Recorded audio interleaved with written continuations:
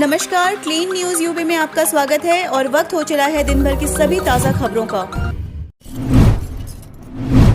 DA बढ़ने के बाद सितंबर में केंद्रीय कर्मचारियों की कितनी सैलरी आएगी, फटाफट करें चेक।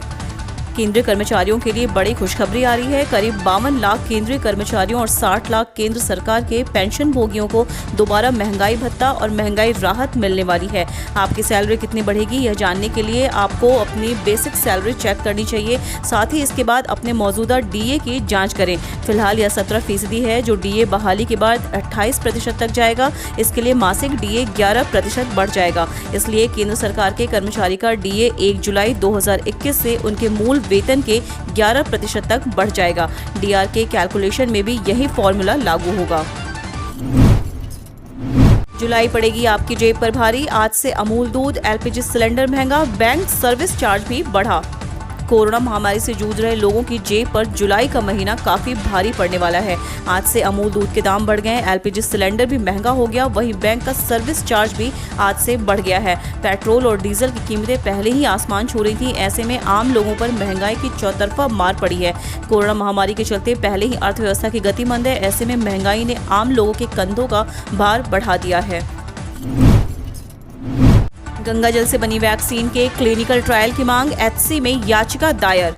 इलाहाबाद हाई कोर्ट ने गंगा जल से कोविड-19 को खत्म करने की वैक्सीन तैयार करने के लिए क्लिनिकली ट्रायल की अनुमति देने की मांग में दाखिल याचिका पर Indian council for medical research एवं भारत सरकार की एथिक्स कमेटी को नोटिस जारी की है। कोर्ट ने नोटिस जारी कर भारत सरकार सहित सभी विपक्षियों से 6 हफ्ते में जवाब मांगा है। यह आदेश कार्यवाहक चीफ जस्टिस एमएन भंडारी और जस्टिस राजेंद्र कुमार की खंडपीठ ने वरिष्ठ अधिवक्ता अरुण कुमार गुप्ता की जनहित याचिका पर दिया है। दिल्ली एनसीआर में दूध और मिल्क प्रोडक्ट की कमी को पूरा करेगा यूपी, यह है योजना। दूध उत्पादन के मामले में यूपी लगातार अपने नंबर बढ़ा रहा है। अपने शहरों के साथ ही अब यूपी जल्द ही दिल्ली एनसीआर में दूध और दूध से बने प्रोडक्ट की कमी को भी पूरा करेगा। इसके लिए मेरठ, बुलंदशहर में बड़े मिल्क प्लांट लगने के साथ ही मिल्क कंपनियां भी एनसीआर से सटे शहरों में इन्वेस्ट कर रही हैं। हाल ही में अमूल सहित 6 बड़ी कंपनियों ने अपने प्लांट शुरू किए हैं। बीते 4 साल में यूपी में 40 लाख मीट्रिक टन तक दूध का उत्पादन बढ़ा है। यूपी सरकार का दावा है कि देश में उत्तर प्रदेश सबसे बड़ा दूध उत्पादक राज्य है। आरआरबी ने जारी किया नया नोटिफिकेशन, इन तारीखों को होंगे 7वें फेज के एग्जाम। रेलवे रिक्रूटमेंट बोर्ड ने लाखों कैंडिडेट्स को खुशखबरी दे दी है। आरआरबी एनटीपीसी के लाखों कैंडिडेट्स के लिए नोटिफिकेशन जारी कर दिया गया है। इसमें आरआरबी एनटीपीसी फेज 7 का शेड्यूल जारी किया गया है। 7वें फेज का एग्जाम 23, 24, 26 और 31 जुलाई को आयोजित किया जाएगा। इसमें 2.78 लाख कैंडिडेट्स एग्जाम देंगे। 7वें फेज में जिन उम्मीदवारों को एग्जाम होगा, उनका एग्जाम सिटी और तारीख चेक करने के लिए लिंक और अनुसूचित जाति, अनुसूचित जनजाति के उम्मीदवारों के लिए फ्री ट्रेवल पास डाउनलोडिंग परीक्षा से 10 दिन पहले सभी आरआरबी वेबसाइट पर उपलब्ध कराई जाएगी। कोरोना वैक्सीन लगाने को तैयार हुए अखिलेश यादव, कहा जब सबको लग जाएगी तो मैं भी लगवा लूंगा। समाजवादी पार्टी के राष्ट्रीय अध्यक्ष अखिलेश यादव ने कहा है कि राज्य में जब सब लोगों को कोरोना का टीका लग जाएगा तो मैं भी लगवा लूंगा। उन्होंने भाजपा पर तंज करते हुए कहा कि दूसरों के घरों में झगड़ा कराने वालों के घर में झगड़ा हो गया। अखिलेश यादव ने गुरुवार को समाजवादी पार्टी मुख्यालय में पत्रकारों से वार्ता में यह बातें कही। उन्होंने कहा कि प्रदेश के तमाम लोगों को वैक्सीन की जरूरत है, लेकिन सरकार उन्हें नहीं दे पा रही है। वैक्सीन की व्यवस्था पूरी तरह से ध्वस्त हो गई है। मायावती का वार, बड़ी पार्टियों ने किया सपा से किनारा, छोटे दलों के साथ जाना अखिलेश की महालाचारी।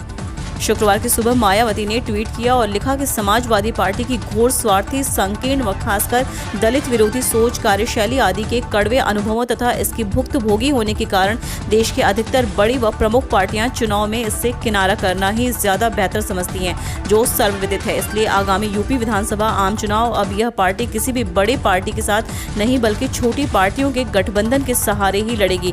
ऐसा कहना व करना सपा की महालाचारी नहीं है तो और क्या है। कोरोना संक्रमण नहीं बढ़ा तो यूपी में अगले सप्ताह खुलेंगे डिग्री कॉलेज और कोचिंग सेंटर्स।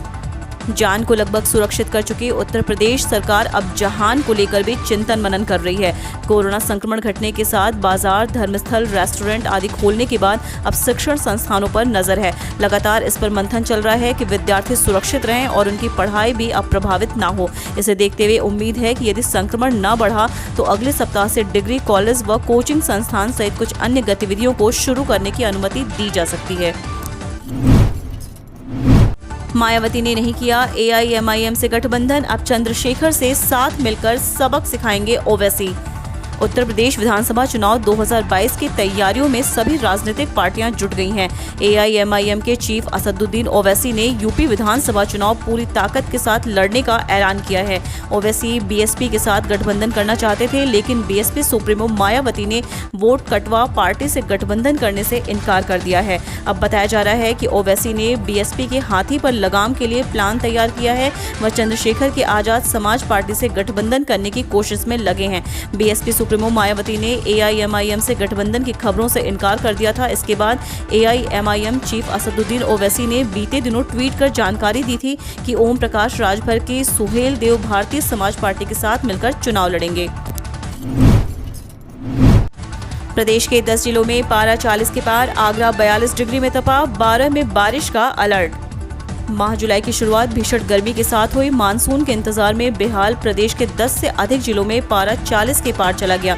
इनमें 42.2 डिग्री के साथ आगरा सबसे अधिक तपा। वहीं मौसम विभाग ने शुक्रवार को भी आगरा, फिरोजाबाद, इटावा, जालौन, हमीरपुर, महोबा, झांसी, ललितपुर समेत आसपास के इलाकों के लिए येलो अलर्ट जारी करते हुए हीट वेव की चेतावनी दी है। मौसम विभाग के मुताबिक आगरा के अलावा जिन जिलों में अधिकतम तापमान 40 से पार गया उनमें लखनऊ, फतेहगढ़, बांदा, कानपुर, अलीगढ़, मेरठ, नजीबाबाद, हरदोई और कानपुर शामिल हैं। साथ ही मौसम विभाग ने कुशीनगर, महाराजगंज, सिद्धार्थनगर, बलरामपुर, श्रावस्ती, बहराइच, लखीमपुर खीरी, बिजनौर, मुरादाबाद, रामपुर, बरेली, पीलीभीत और आसपास के इलाकों में भारी बारिश के आसार जताते हुए येलो अलर्ट जारी किया है, जहां भारी बारिश की संभावना है। हम रोज ऐसी ही न्यूज़ लाते रहेंगे। यदि आपने अभी तक क्लीन न्यूज़ यूपी को सब्सक्राइब नहीं किया है तो फटाफट सब्सक्राइब कर ले, साथ ही बेल आइकन को दबा दें ताकि कोई भी अपडेट मिस ना हो।